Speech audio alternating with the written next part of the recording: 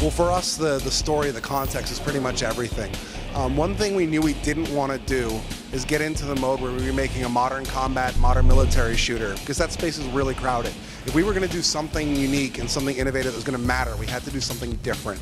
The one thing we realized that nobody else was doing is focusing on like what happens to civilian life when warfare happens all around them, and more importantly to Americans who are so used to this life of convenience and excess.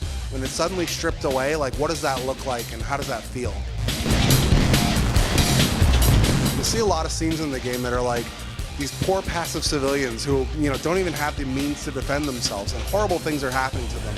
Either they're getting shot or they're being brought to these internment camps, and it all ties back into this vibe of like when war comes to the home front, it is really horrible for civilians. The biggest thing that's different about this game from a gameplay and a feature perspective is that you're not the super soldier.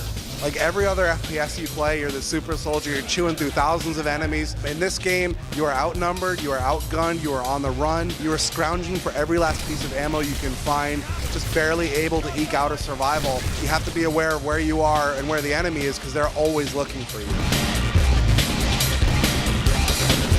The main standout feature is probably this Goliath drone we have. It's sort of a remote operated drone tank that the Resistance has stolen from the Koreans and repurposed for their own use. And it's sort of the only thing they have that'll level the battlefield in their favor. In addition to that, our player is a pilot, a helicopter pilot, so you might expect some of that kind of gameplay to feature later in the game. The weapons are mainly stolen off the Koreans, so you'll see a familiar set of weapons, modern military weapons, slightly advanced more than what we have today, but it's only 25 years in the future, so it's not too big of a departure from what you're going to find elsewhere.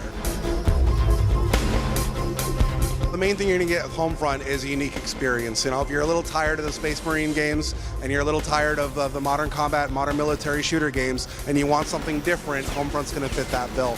We ship in March 2011 for PS3, Xbox 360, and the PC.